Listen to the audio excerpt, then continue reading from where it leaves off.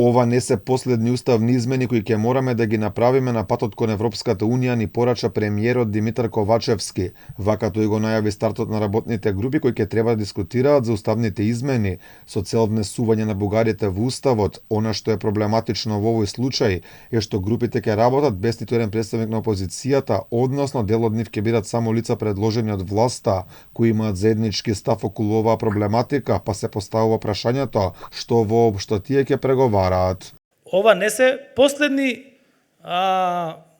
бидејќи и пред влегувањето во Европската Унија, на уставни измени кога се даваат дел од надлежностите на Европската Унија, како што тоа го направила секоја држава. И ова не е последното двотретинско гласање на патот до Европската Унија. Пред нас имаме, врз основа на скрининг извештаите кои ќе ги добиеме, реформа на правосудството. За тоа треба 2/3. Реформа на обвинителството. За тоа се потребни 2/3. Проблем за власта ќе биде обезбедувањето двотретинско мнозинство со оглед на тоа што уставни измени како што се планирани во моментов, опозицијската ВМРО ДПМН ни подразно не планира да прифати за партијата на Христијан Мицкоски единствено прифатлив хрватскиот модел, се друго значи дека уставните измени се невозможна мисија. Тука завршува се. Јас сум свесен дека тие немаат друга тема. Јас сум свесен дека тие немаат ниту еден проект, нити политика, нити реформа и континуирано како расипана грамофонска плоча ќе го повторуваат тоа. Уставни измени, уставни измени. Јас тука ја затварам оваа тема. Вчера ја затворив темата со комисиите, денес ќе затворам со уставните измени. И од сега па натаму, одговорот мој на таквото прашање ќе биде: го знаете ставот, тоа е непроменет. Уставни измени во овој парламентарен сустав ќе нема.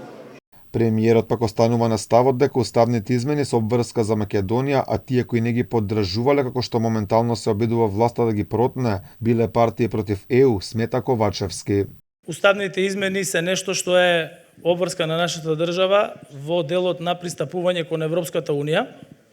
И за мене беше очекувано кои партии ќе учествуваат, а кои партии нема да учествуваат во работната група формирана во Министерството за правда. Зошто? Бидејќи ние во државата имаме два концепти. Едниот концепт се политички партии кои поддржуваат Северна Македонија членка на НАТО и на Европската Унија, и имаме втора група на политички партии.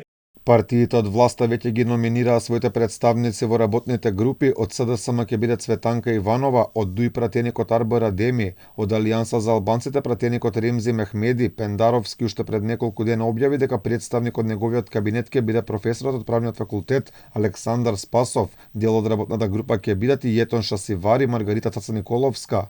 Останува да видиме уште кои ќе бидат номинирани од Министерството за надворешни работи и секторот за европски прашања.